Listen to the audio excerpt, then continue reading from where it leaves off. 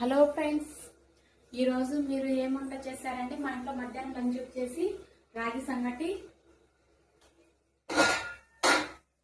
ఎండి చేపల కూర అయితే చేసామండి. ఈరోజు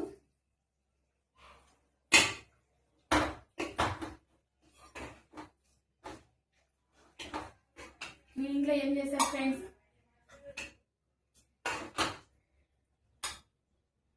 ఇదిగోండి ఎండి చేపల కూర.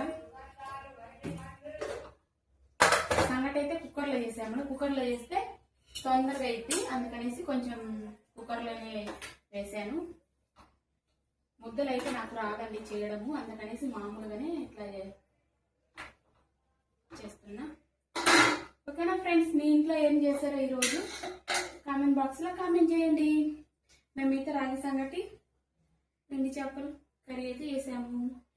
ఎంతమందికి ఇష్టం ఎండి చేపల కూర?